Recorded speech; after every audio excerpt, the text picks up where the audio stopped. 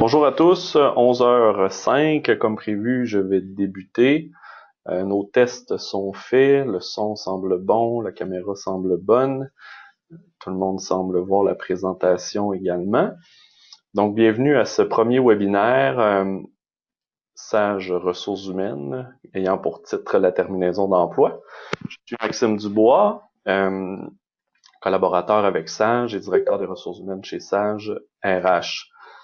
Aujourd'hui, l'objectif de la rencontre, vous avez ici mon profil rapidement. Donc, je suis conseiller en ressources humaines agréé, un MBA exécutif, j'ai fait un baccalauréat en relations industrielles à l'Université Laval et je suis DRH depuis plus d'une douzaine d'années dans différents secteurs d'activité et PME. Donc, vous aurez accès à toutes ces informations-là également pour les revoir sans problème. Les conditions de succès aujourd'hui pour cette présentation, comme je vous disais en préambule, nous sommes près d'une centaine à s'être inscrits à ce webinaire. Présentement, il y a environ une cinquantaine de connexions. Donc, s'assurer du respect de tous, de fermer vos micros, bien entendu. Je vais le faire pour vous si jamais vous n'êtes pas en mesure de le faire et si jamais il y a trop de bruit ambiant, donc ne soyez pas offusqués. À n'importe quel moment, vous pouvez aussi faire des captures d'écran de ce que vous voyez présentement. Vous avez une touche sur votre clavier qui vous permet de faire ça. Encore une fois, comme il a été dit dans l'invitation, la présentation sera disponible sur la chaîne YouTube de Sage tout de suite après, pendant une durée d'environ 7 jours. Je ne sais pas si également vous voyez mon pointeur. Oui, on le voit. Donc, je vais respecter l'ordre du jour aussi. On en a pour 45 minutes environ, où ça sera à discussion à sens unique pour les raisons que j'ai nommées, étant donné le nombre de personnes que nous sommes. Et je prendrai 15 minutes de votre temps à la fin de la présentation pour répondre à vos questions. S'il vous plaît, pendant la présentation, si vous en avez, écrivez-les. Vous pouvez écrire à Sage RH. Il y a quelqu'un qui s'appelle Sage RH dans les participants. Donc, de cette façon-là, je vais pouvoir les cumuler en même temps que je discute avec vous. Bien entendu, dans les questions, malheureusement, je ne pourrai pas répondre à tous les cas particuliers. Je vais essayer de répondre à l'ensemble de vos interrogations de façon générique. Mais vous verrez, à la fin, je discuterai avec vous d'une stratégie si vous avez besoin de plus d'accompagnement personnalisé. Ça va me faire grand plaisir.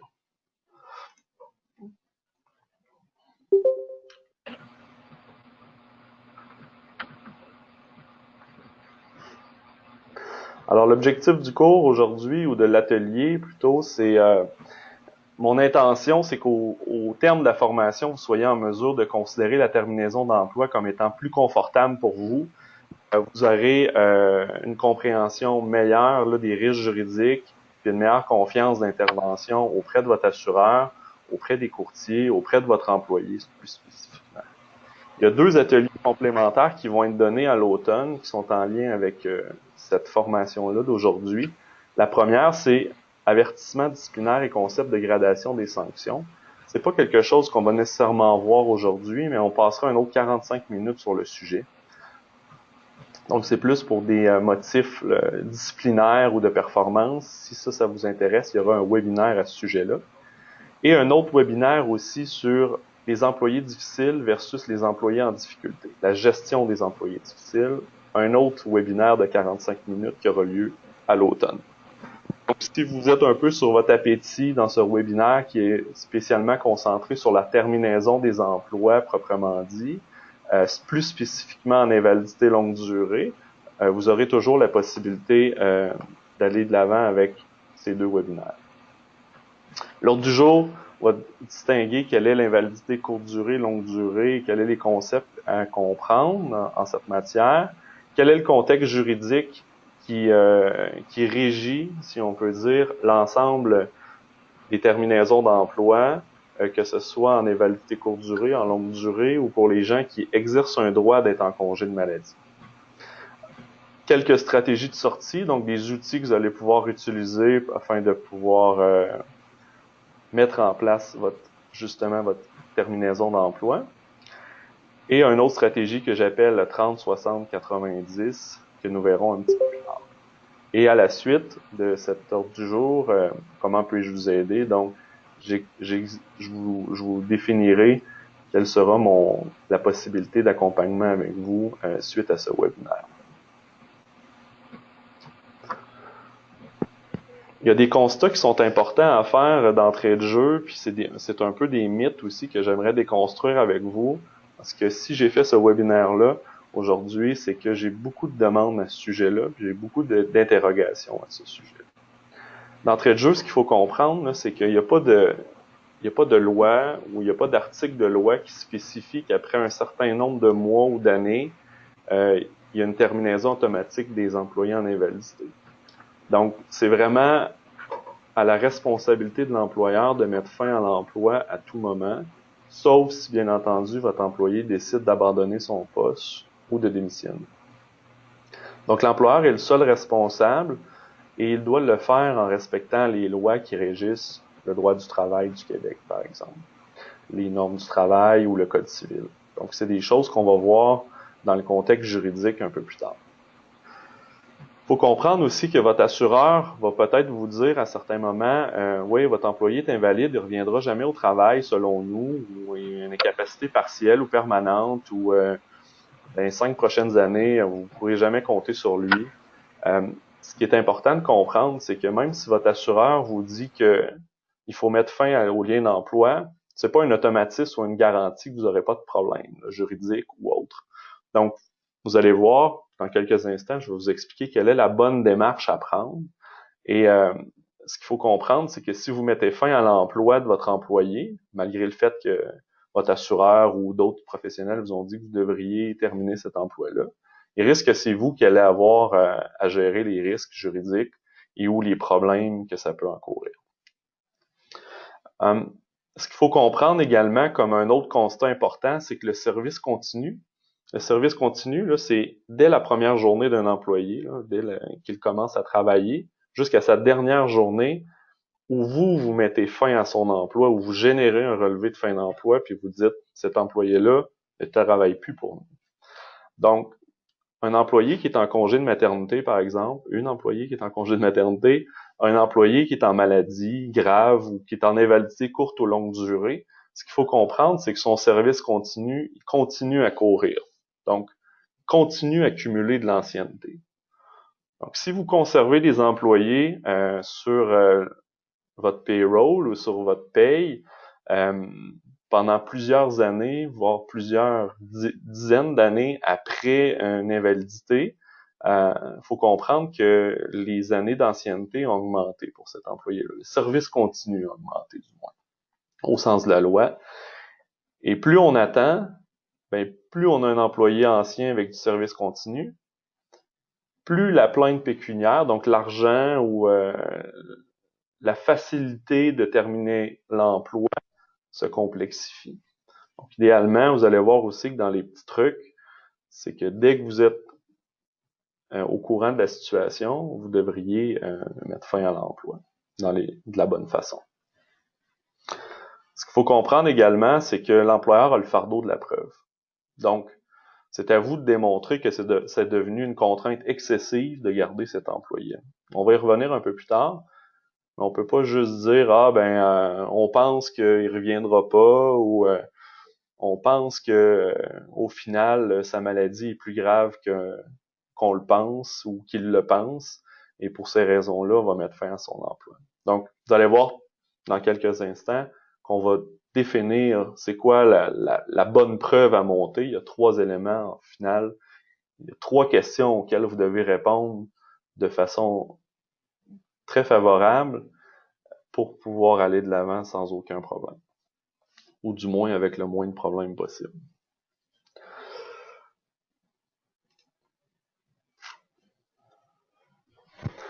Donc, petit concept de base, je sais que vous êtes sûrement tous un peu experts en invalidité courte et longue durée. Là, c'est des très grandes généralités. Il faudra se rapporter à vos contrats d'assurance spécifiques.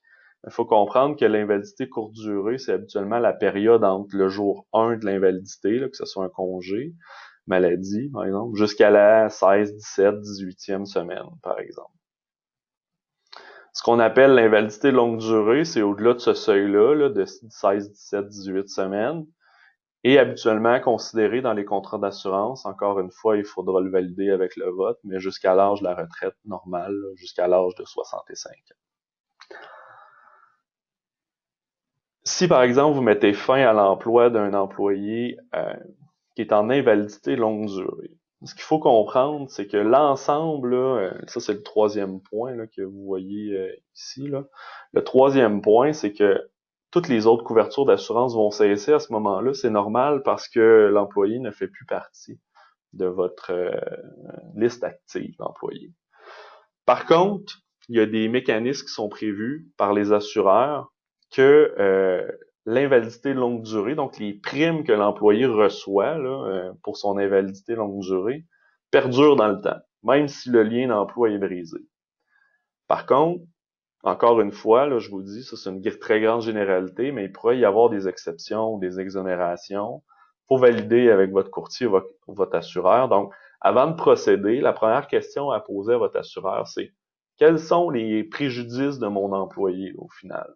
Qu'est-ce qu'il va perdre si je fais le lien d'emploi? Ben, si votre assureur répond, ben, il va perdre ses assurances médicales, son paramédical, il va perdre ses soins de la vue, son dentaire, ces choses-là. Ça, c'est normal que ça se passe parce qu'on brise le lien d'emploi, donc fin d'assurance collective, là, normale. Par contre, l'invalidité longue durée devrait rester en vigueur jusqu'à preuve du contraire, donc jusqu'à temps que l'employé soit capable de démontrer son invalidité de façon médicale. Donc, ça, c'est important à comprendre comme concept. C'est le premier téléphone que vous devriez faire avant de confirmer votre stratégie. Contexte juridique maintenant. On ne ferait pas un cours de droit, mais c'est 5 articles qu'il faut connaître spécifiquement dans les cas de terminaison d'emploi d'invalidité longue durée. La première article, si vous voulez aller voir le site des normes, vous allez retrouver beaucoup plus d'informations. Là, je le fais verbalement, mais si vous voulez les libellés exacts, vous pourrez vous y référer. La première, c'est l'article 79.1. Le numéro de l'article n'est pas vraiment important, mais ce qui est important, c'est le concept en arrière. C'est qu'un employé est protégé lorsqu'il s'absente du travail. Il s'absente du travail pour différentes raisons. Un congé de maternité, ça peut être une invalidité courte ou longue durée.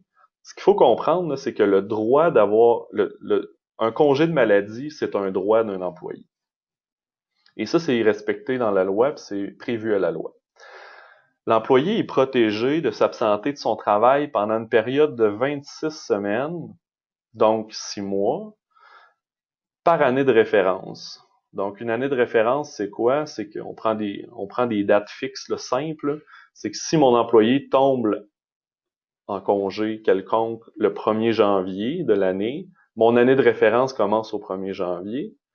Et s'il s'absente plus de 26 semaines dans cette année de référence-là, donc jusqu'au 31 décembre, ça, on a une année de référence complète, sa protection tombe. Ces 26 semaines-là n'ont pas besoin d'être consécutives. Okay? Donc, ça peut être 13 semaines du mois de janvier jusqu'au mois de mars, et ça peut être un autre 10 semaines pendant l'été, puis ça peut être un autre 10 semaines à l'automne. Donc, dans la même année de référence, j'aurais plus de 26 semaines d'absence. Ou ça peut être 26 semaines consécutives, c'est pas un problème non plus.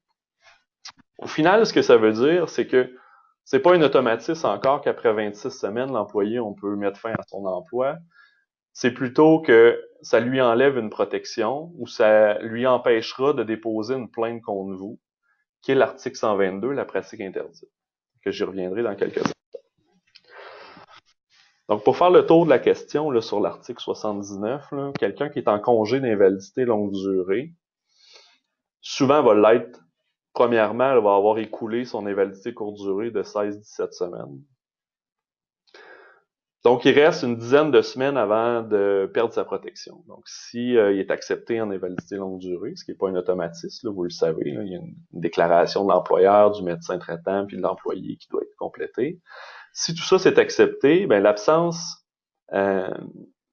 devient, après une dizaine de semaines supplémentaires, comme pas illégale, mais elle devient du moins non protégée. Ça a coupé, le son a coupé un petit peu. Juste m'assurer. 1, 2, 1, 2. C'est bon? le préavis de terminaison maintenant. L'article 82. L'article 82, c'est celle que vous connaissez la plus, selon moi. C'est celle où il faut payer des indemnités compensatoires de préavis ou payer une indemnité lorsqu'on met fin à l'emploi d'un employé. Donc, typique, là, 3 mois de service à 1 an de service, c'est environ, c'est pas environ, c'est une semaine de préavis. 1 an à 5 ans, 2 semaines de préavis, 5 ans à 10 ans, 4 semaines de préavis, puis 10 ans et plus, 8 semaines de préavis. Donc, ça, c'est l'article qu'on connaît. Donc, bien entendu, il y a un minimum de donner un préavis à un employé. Donc, prenons pour acquis que notre employé a commencé à être invalide au 1er janvier cette année. Rendu au mois de juillet, là, quand ça va faire 5 mois là, qu'il sera en absence là, consécutive, sa protection tombe là, en vertu de l'article 79.1. Et si je voulais, par exemple, terminer son lien d'emploi, le minimum que j'aurais à lui verser, c'est le préavis que je viens de vous donner. Mais là, il y a d'autres choses qui s'en viennent après. Parce que c'est rare que l'employé a moins de 2 ans de service. Souvent, c'est des employés qui ont plus de 2 ans de service. L'article 122, qu'est-ce qu'elle dit? C'est qu'elle protège les employés à exercer des droits. Donc, quelqu'un qui s'en va en congé de maladie, par exemple, on va prendre ce cas-là, ou un employé qui s'en va en congé de maternité, tous les employés qui bénéficient de 3 mois de service et plus ont cette protection. Donc, je ne peux pas mettre fin à l'emploi. Vous pouvez faire ce que vous voulez, mais je vous le garantis, je vous le conseille pas. Vous ne pouvez pas mettre fin à l'emploi des gens qui exercent un droit, comme celui d'être en congé maladie, par exemple, ou celui d'être en congé de maternité, ou par exemple, c'est les élections à l'automne. Vous savez que les employés ont le droit à 4 heures pour aller voter au provincial, aux 3 heures au provincial, 4 heures au fédéral. Vous leur interdisez d'y aller, ils vont quand même, vous les congédier, c'est une pratique interdite. OK? Ce qu'il faut comprendre à la pratique interdite, c'est que c'est assurément une des pires plaintes à avoir comme employeur, parce que la seule réparation possible, c'est la réintégration de l'employé. Donc, imaginons que vous n'attendez pas le 26 semaines, cette protection-là sera toujours possible. Donc, l'article 79.1 puis l'article 122 sont liés ensemble. La pratique interdite tombe, la protection de pratique interdite tombe après l'absence protégée. Donc, le premier conseil, au final, c'est d'attendre au moins 26 semaines d'invalidité consécutive avant de faire le premier move avec votre employé. Vous allez vous éviter le dépôt possible de 2 plaintes. Et la pratique interdite, ce que ça vient faire en plus, c'est que vous avez le fardeau de la preuve. Même si vous dites, on restructurait, ou son poste a été aboli, ou au final, on n'avait plus besoin de cet employé-là, ce qui va arriver, là, c'est que les tribunaux, là, si vous vous rendez jusque-là, ils vont dire, toi, employeur, prouve-moi que c'est pas à cause que l'employé exerçait un droit, donc c'est pas parce qu'il est en congé de maladie que tu as fait ce mouvement de personnel-là. Et là, je vous souhaite bonne chance, tant mieux si vous aviez tout planifié, mais si ce n'était pas réellement la raison, vous allez voir, les tribunaux voient ça arriver très gros, parce qu'ils l'ont déjà entendu, cette histoire-là, et on l'a déjà entendu souvent. Donc, vous avez le droit de restructurer, vous avez le droit d'abolir un poste, mais assurez-vous que tout ça, c'est supporté et que vous êtes capable, par exemple, de répondre à des questionnements comme pourquoi vous avez choisi cette personne-là qui est en invalidité, ou pourquoi vous auriez pas pu choisir quelqu'un d'autre, et pourquoi ce poste spécifiquement-là? Avez-vous réellement des problèmes financiers? Pourquoi vous n'avez pas coupé un poste dans une autre division? Etc., etc., etc. Donc, vous savez, les tribunaux vont tenter de protéger l'employé qui exerce un droit. Là où ça se complexifie davantage, c'est quand l'employé, en plus de tout ça, là, a 2 ans de service continu. Donc, je vous ai expliqué le concept de service continu tantôt. Il y a une protection qui s'appelle le congédiement sans cause juste et suffisante qui s'ajoute lorsque l'employé bénéficie ou a cumulé plus de 2 ans de service. Donc là, c'est pratiquement un dépôt d'une plainte automatique aux normes du travail où là, l'employé va dire, va appeler les normes, va dire, je viens d'être congédié, j'étais en invalidité longue durée, mon employé a mis fin à mon emploi. Combien vous avez d'années de service, monsieur, madame? J'ai j'ai 5 ans. Ben, vous allez voir automatiquement la case se coche puis la plainte est déposée contre vous. C'est pratiquement un automatisme. L'employé n'a rien à perdre puis il est supporté par les normes pour pouvoir le faire. Donc, c'est pour ça que le meilleur cas, là, le plus simple, le plus facile à gérer, c'est quelqu'un qui a moins de 2 ans de service et qui est en absence d'invalidité longue durée depuis plus de 26 semaines. Donc ça, toutes les protections l'employé a pratiquement pas de protection. Là où ça se complexifie, c'est lorsque, vous êtes dans le 26 semaines encore, et que l'employé a 2 ans de service. Là, vous allez me dire, mais c'est pas un congédiement, c'est un congédiement administratif. C'est pas, est-ce que c'est une cause juste et suffisante de congédier un employé qui n'est plus au travail parce qu'il est invalide? Effectivement, la réponse c'est oui, mais il faut répondre à des critères. Pour ça, on y reviendra à la prochaine slide. Prochaine diapo, pardon. Donc, ceci étant dit, ça c'est le contexte juridique qu'il faut comprendre. Si vous parlez avec un conseiller en ressources humaines agréé ou un avocat en du droit du travail, ces articles-là, on travaille avec ça tous les jours pratiquement. C'est des réflexes pour nous. Donc, n'hésitez pas à demander de l'aide.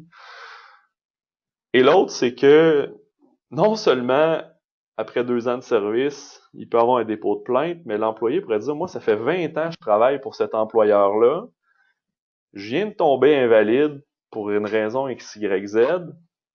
Et là, l'employeur met fin à mon contrat de travail après 20 ans. Il y a un article dans le Code civil, puis là, on n'est pas en matière des normes du travail, l'article 2091, qui vient dire l'employé a le droit à un délai raisonnable pour mettre fin à son emploi. Peu importe la raison, c'est comme un contrat de travail, c'est comme une transaction entre un employé et un employeur. Au final, ce que ça vient dire, c'est que c'est pour ça qu'on voit dans les journaux des fois qu'il y a des gens qui reçoivent 6 mois, 8 mois, 1 an de salaire, 1 an et demi de salaire. Pourquoi? C'est que quand les gens on a mis fin à l'emploi des gens pour des raisons X, Y, Z, là, ça peut être un licenciement ou ça peut être une restructuration, ça peut être pour des causes d'invalidité. Les gens peuvent déposer, les employés peuvent dire, moi, j'ai pas reçu un préavis suffisant de mon employeur. Je lui ai donné 20 ans de service, je mérite plus que le 8 semaines qui est prévu aux normes du travail. Et c'est vrai, ils ont le droit de le faire. Et c'est pour ça que plus on attend, plus notre employé a beaucoup de services continus, ben là, vous voyez, là, c'est des dollars là, qui s'accumulent. Là. C'est des années, c'est des mois, c'est des semaines, c'est des mois, c'est des années de salaire à payer peut-être pour mettre fin au lien d'emploi, faire tomber les plaintes au final. Bien entendu, il y a un contexte où l'invalidité a été reconnue par les tribunaux comme étant un handicap. Et vous, comme employeur, vous avez une certaine responsabilité d'accommodement. Mais il y a une certaine limite dans votre accommodement également. Puis ça, on va y revenir, ça sera pas très long. Ce que je viens de dire, j'espère que ça s'applique à tout le monde. Il faut être une entreprise de juridiction provinciale. Pourquoi? Parce que les normes du travail s'appliquent exclusivement aux entreprises de juridiction provinciale.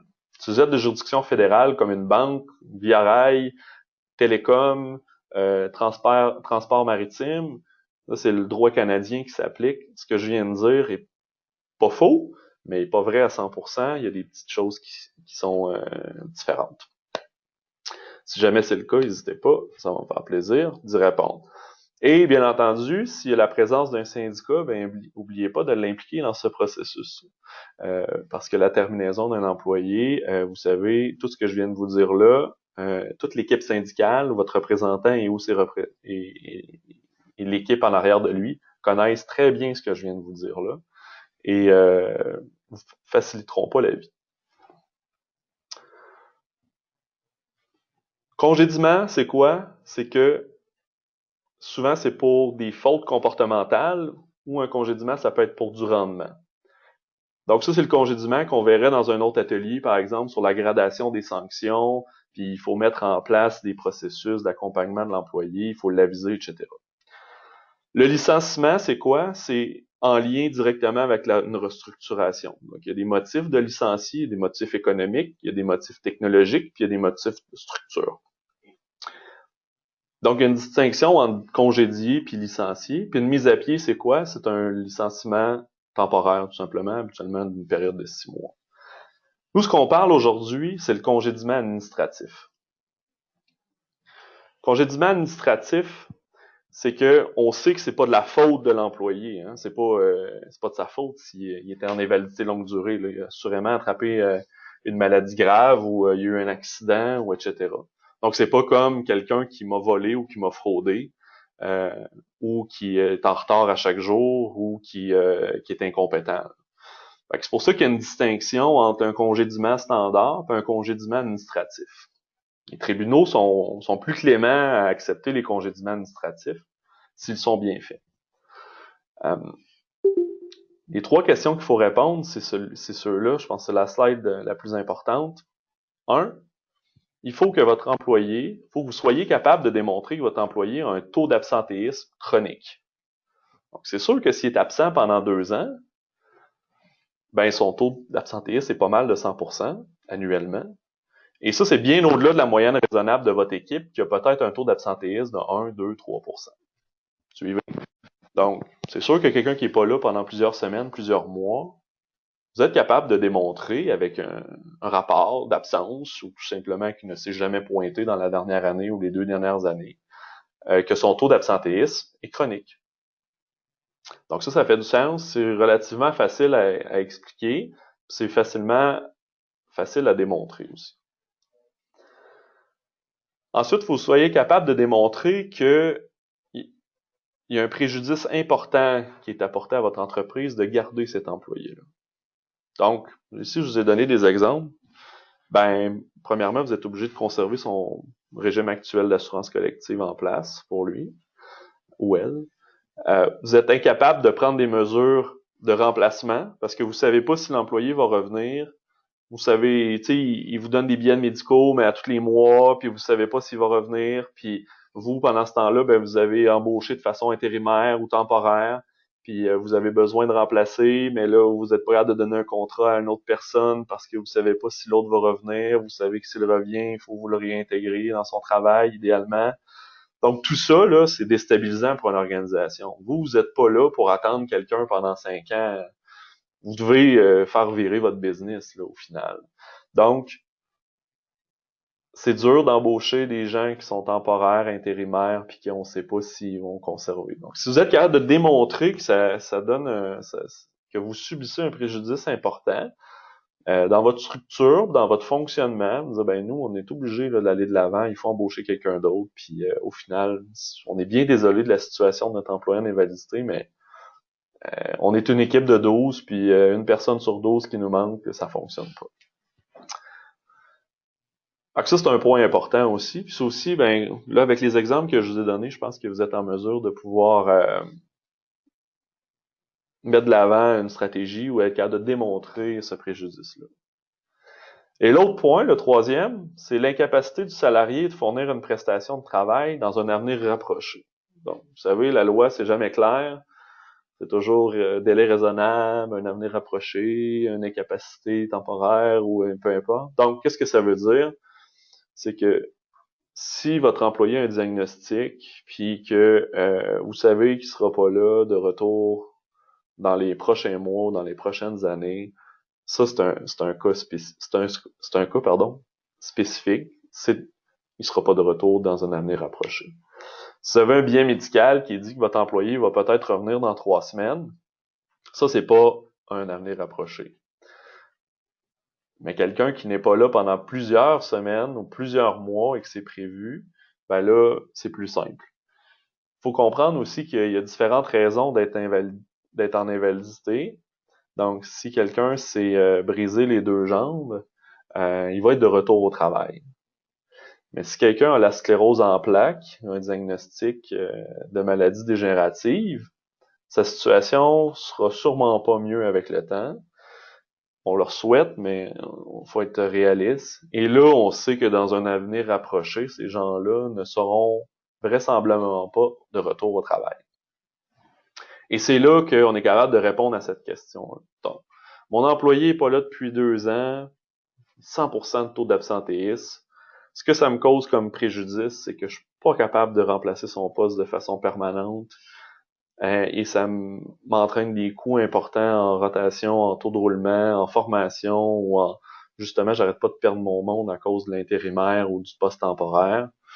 Je suis pas capable de stabiliser mon département ou mon entreprise. Et finalement, je sais que mon employé a un diagnostic qui est pas très rassurant et que son retour est pratiquement impossible. Donc, on n'a pas besoin de savoir hors de tout doute qu'il ne reviendra pas, mais c'est de savoir que il ne sera pas de retour très bientôt.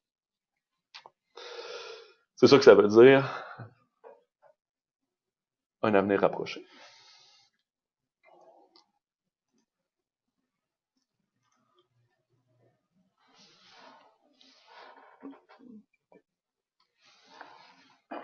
Employeur, comme je vous disais, vous n'êtes pas des centres de réadaptation, puis vous n'êtes pas des hôpitaux, puis votre core business ou votre entreprise principale, c'est d'offrir du service à la clientèle, c'est d'offrir un produit à vos clients, c'est de faire rouler une entreprise. Hein.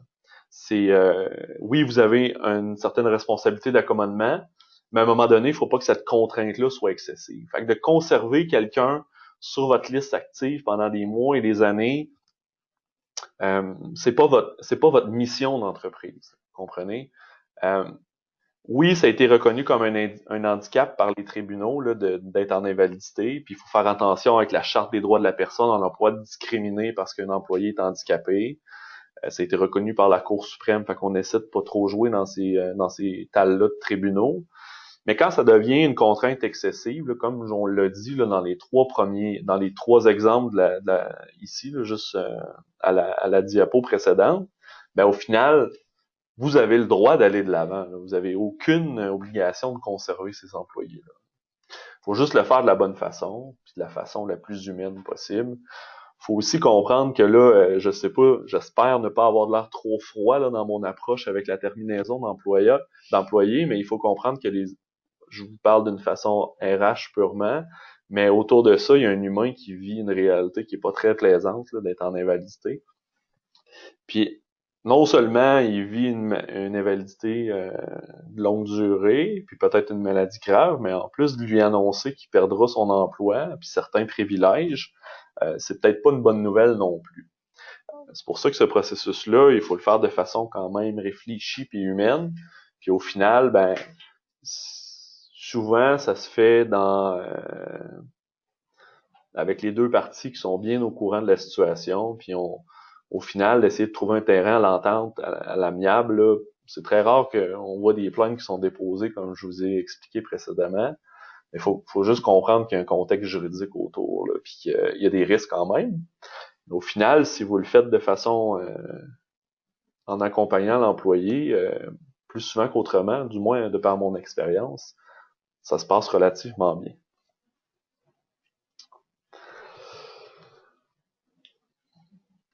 Stratégie de sortie maintenant. Je vais vous dire qu'est-ce que j'entends au téléphone puis par courriel, quelles sont les moins bonnes idées puis quelles sont les bonnes idées maintenant. On a le petit ange et démon. Les moins bonnes idées, c'est d'attendre le 729e jour, là, qui est le 2 ans de service continu et plus, là, pour intervenir. Parce que ça vous cause des problématiques. Ça pourrait vous causer des problématiques juridiques supplémentaires.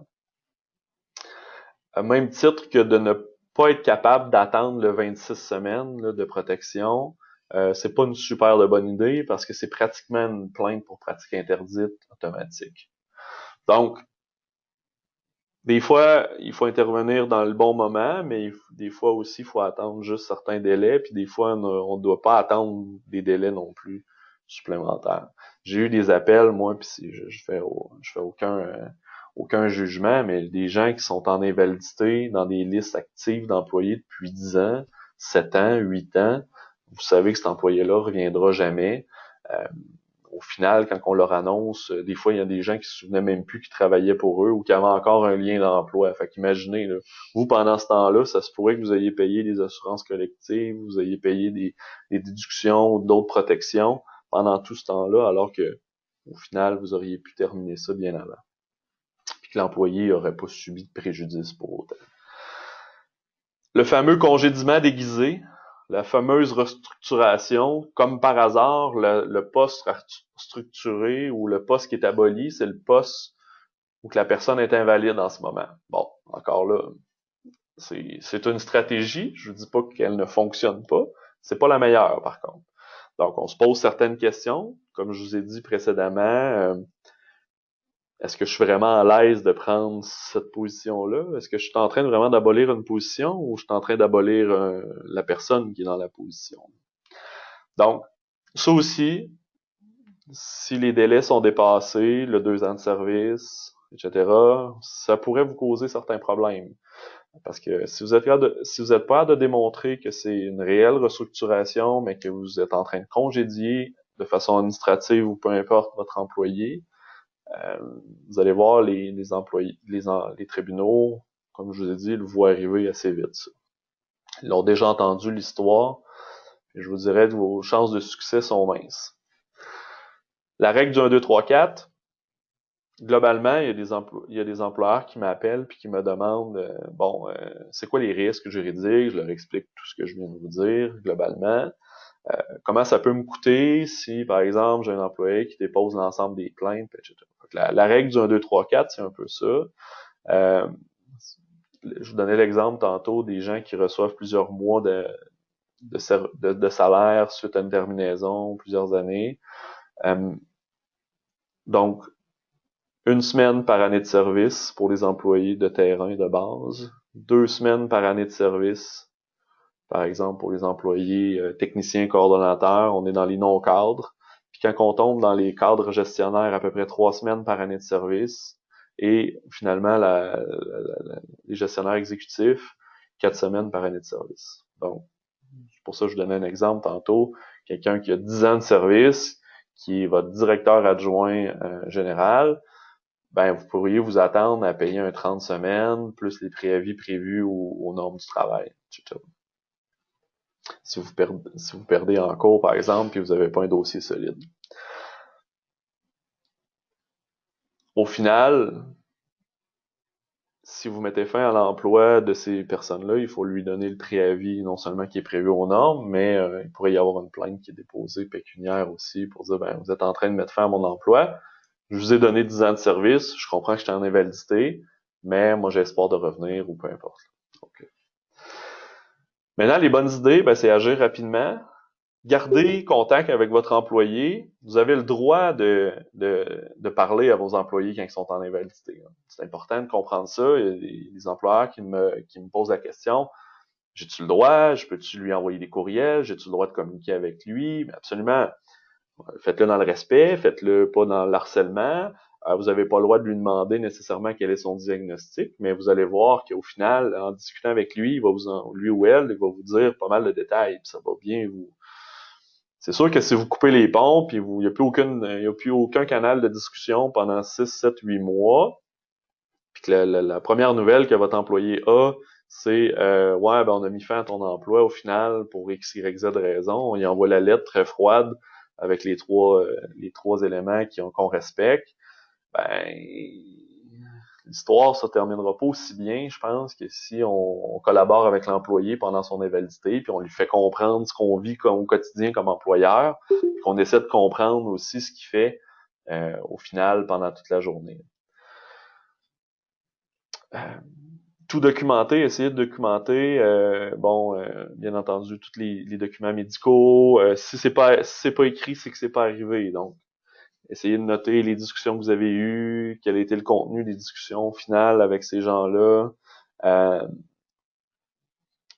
D'avoir un bon dossier qui vous permet de faire un bon historique durant toute l'invalidité, qui vous dit que je suis capable d'arriver à la conclusion de façon responsable que c'est ça qui va se passer. Important aussi, le signal que ça l'envoie de générer un relevé d'emploi, de dire on met fin à ton emploi.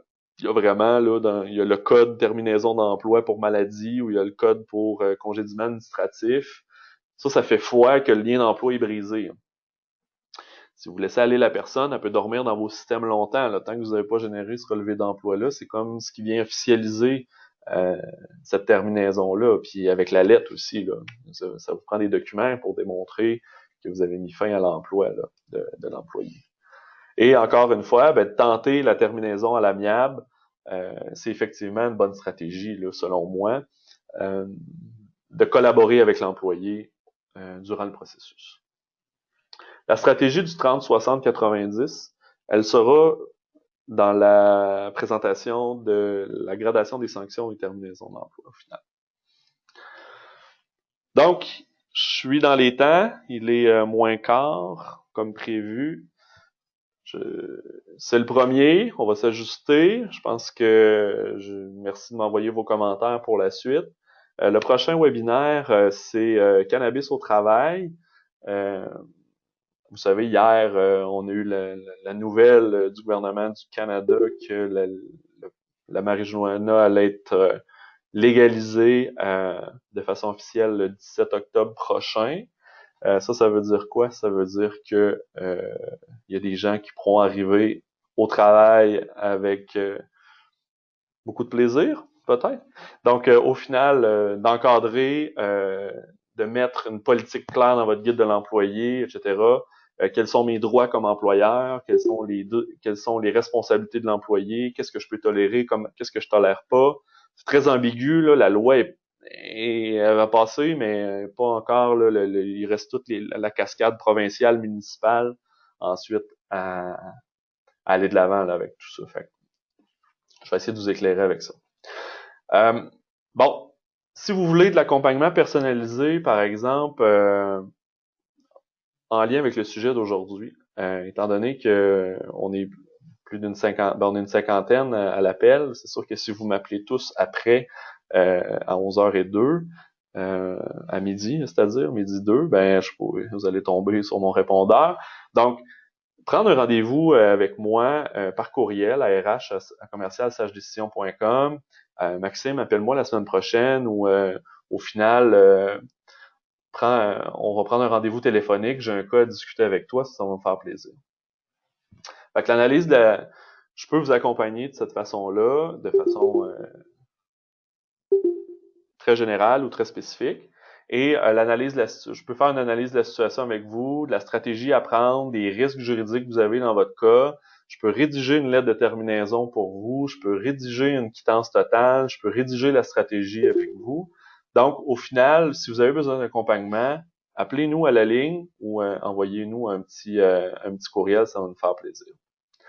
Donc, pour ça, je vous souhaite une excellente journée en espérant que vous ayez apprécié. N'hésitez pas, si vous avez des commentaires à ajouter, faites-le. Maintenant, ce que je vais faire, c'est que je vais juste prendre quelques instants pour lire les questions génériques qui sont dans le chat et essayer d'y répondre de façon efficace. Donc, je suis avec ma collègue aussi qui va m'aider.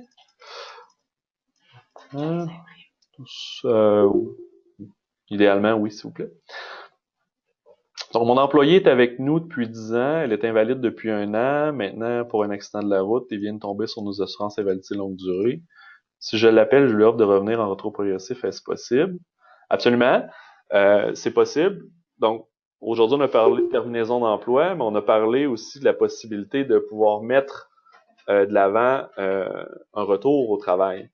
Donc, c'est pas nécessairement toujours la terminaison qui est la solution, mais ça peut être un retour progressif. Habituellement, le médecin va déterminer quelles sont les règles du jeu et vous devez tout simplement les respecter.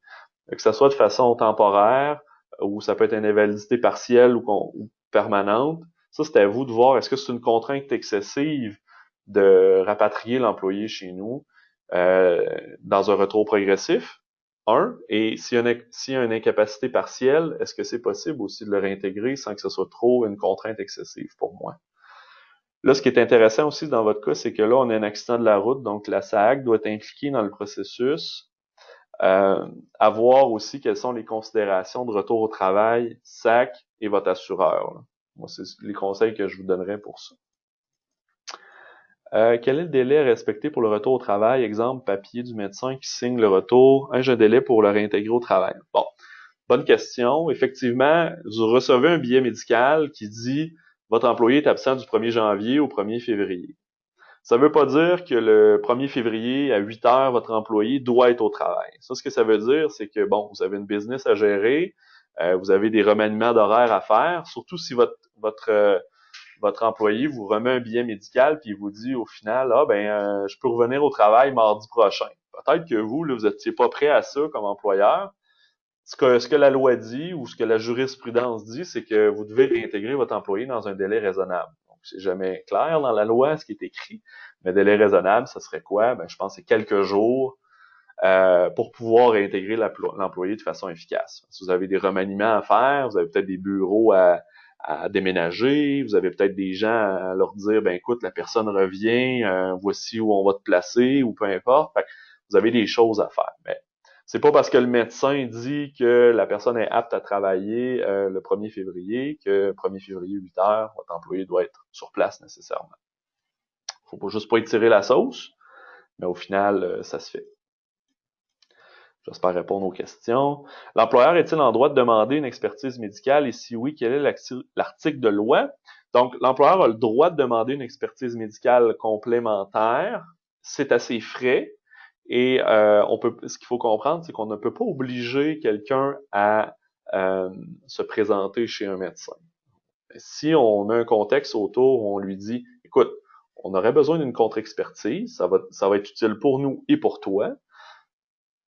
On te paye la contre-expertise médicale et on te libère de ton temps pour pouvoir le faire.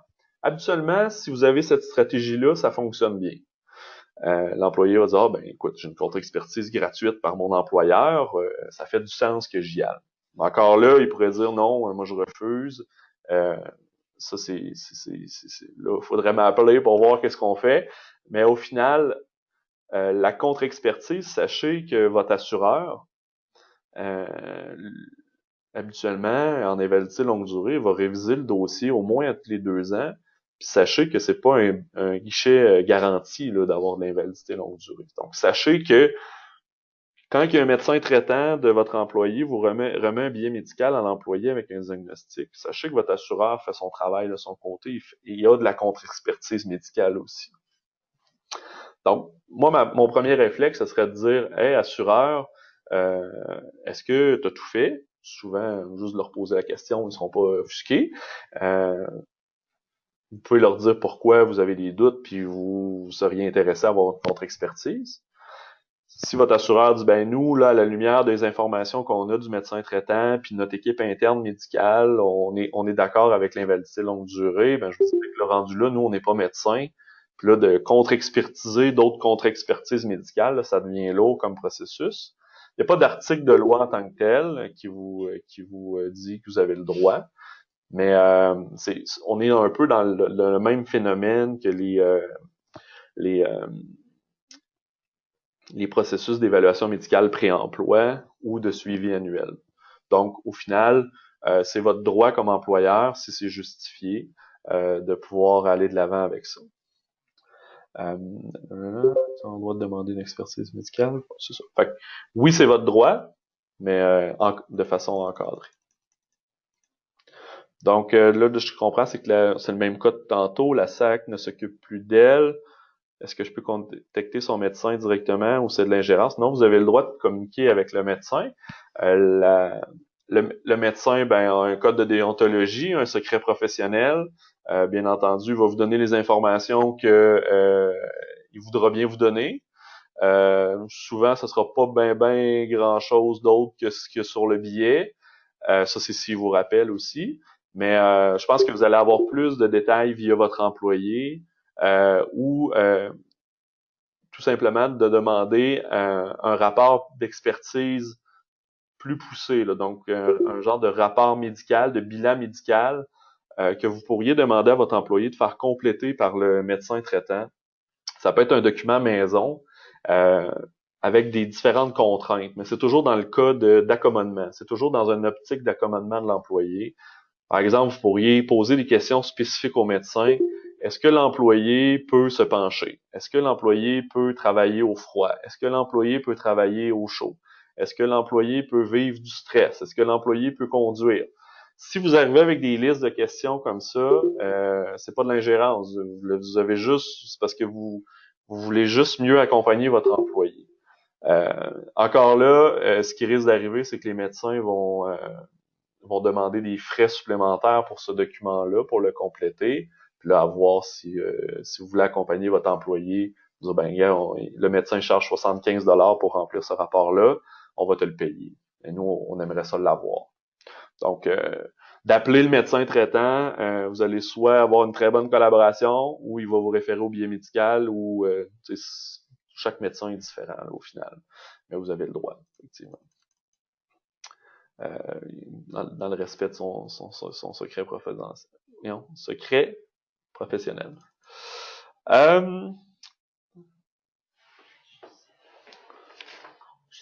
En haut. Est-ce qu'on peut exiger un billet du médical? Absolument. C'est votre droit de demander. Là, c'est Claudie qui m'a demandé ça. Est-ce qu'on peut exiger un billet médical en lien avec un préjudice résultant de l'entreprise? C'est votre droit de demander à n'importe quel moment et à n'importe quel employé un billet médical. Si vous avez des politiques internes qui disent, ah ben moi, je dois, par exemple, après 3 jours, on va exiger un billet médical. Effectivement, si c'est écrit, on devrait respecter la règle.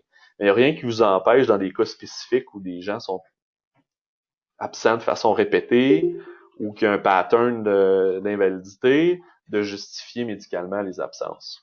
Vous pourriez très bien demander à chacun de vos employés, à chaque absence, de le justifier médicalement. C'est votre droit. C'est pas un conseil, mais c'est votre droit.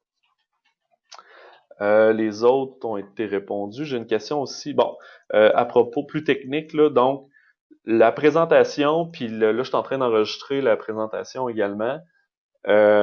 Faut juste que je convertisse tout ça en vidéo, puis ça s'en va sur YouTube là, dans quelques instants, effectivement. Elle sera disponible jusqu'à vendredi prochain, pendant 7 jours, sans problème. Le lien vous a été envoyé dans l'invitation du webinaire. Et vous avez juste à suivre le lien. Ou sinon, sur YouTube, la chaîne va s'appeler Sage RH. Vous aurez accès à ce webinaire-là pendant 7 jours. Puis n'hésitez pas, si vous voulez partager ce webinaire-là avec vos collègues de travail, là, vous pourrez leur envoyer le lien YouTube. Il va être public. Alors, j'ai répondu à toutes les questions, Valérie? Oui. Super. Donc, pour les prochaines inscriptions, quelle est la façon de faire? Donc, même chose, on va vous envoyer l'invitation au webinaire avec comme vous avez reçu dans une infolettre, puis vous allez avoir un petit bouton, s'inscrire. Vous inscrivez via le formulaire. Puis une journée ou deux avant le webinaire du 12 juillet sur le cannabis, vous allez recevoir l'invitation personnalisée GoToMeeting au final. Donc, ça va toujours être ça le processus pour les prochains webinaires. C'est qu'une semaine ou deux avant le sujet, on vous envoie une invitation avec le contenu de l'atelier. Puis suite à ça, vous allez recevoir une invitation plus formelle avec le lien GoToMeeting puis la façon de s'y prendre une journée ou deux avant, le 12 juillet, dans ce cas-là. Alors, il est 11h58. Je n'ai pas d'autres questions. Donc, je vous souhaite une excellente journée. Merci beaucoup. N'hésitez pas. Mon courriel est disponible juste là. Et en vous souhaitant bonne gestion des ressources humaines.